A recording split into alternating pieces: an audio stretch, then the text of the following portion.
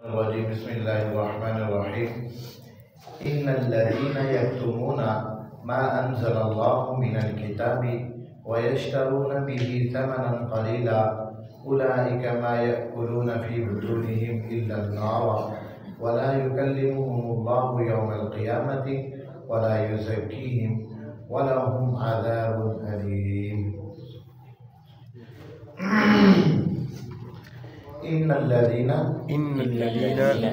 بے شک وہ لوگ یکتمون جو چھپاتے ہیں ما انزل اللہ وہ مضامین جو نازل کیے اللہ نے من الکتابی کتاب میں سے ویشترون اور خریدتے ہیں اس کے بدلے ثمنا قلیلا تھوڑے پیسے اولئک یہ لوگ ہیں ما یأکلون نہیں کھا رہے فی بطونہم اپنے پیٹوں میں الا النار مگر آگ ولا یکلمہم اللہ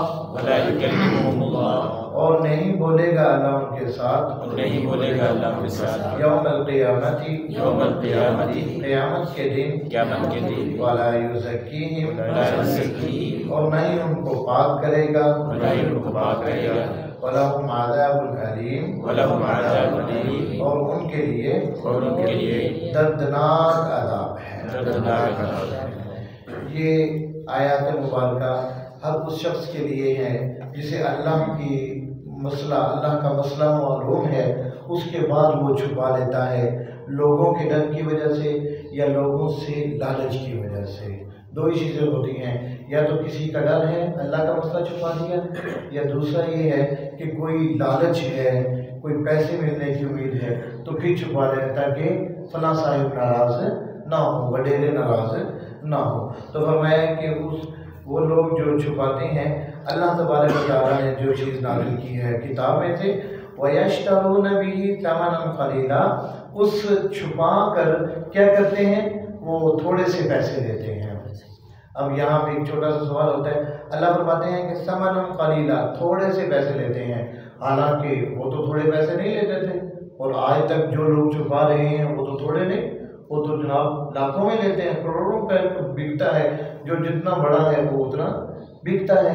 تو یہ فرمایا کیونکہ ثمنا قلیلا تھوڑے سے پیسے، اس کا جواب ہے کہ اللہ کی آیات کو بیچ کے دنیا پوری لے لے پھر بھی تھوڑی ہے۔ ایک طرف ایمان ہے جو کہ اس کا کوئی مقابلہ نہیں ہے، وہ بیچ کے اللہ کی آیات کو بیچ کے تو پھر اس کے بارے میں پوری دنیا بھی لے لے وہ کتنا ہے، اس کی حقیقت پہ نہیں ہے، اس کی تحقیر ہے کہ اس کی بالکل پوری دنیا بھی لے لے تو وہ تھوڑی ہے، کیونکہ ختم ہو جانی ہے۔ ایمان تو اگر ہے تو وہ ختم نہیں ہوگا، قرآن کا اگر علم ہے اور اس پہ عمل بھی ہے تو وہ ختم نہیں ہوگا، اس کے بدلے میں جو تم لے رہے ہو وہ بالکل حقیر ہے، بالکل تھوڑا ہے۔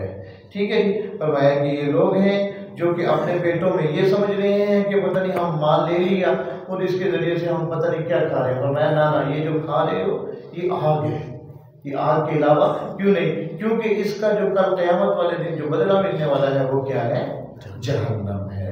ٹھیک ہے جی، وَلَا يُكَلِّمُهُمُ اللَّهُ اور فرمایا کہ ان کے ساتھ اللہ قیامت کے دن بات بھی نہیں کرے گا۔ کیا مطلب؟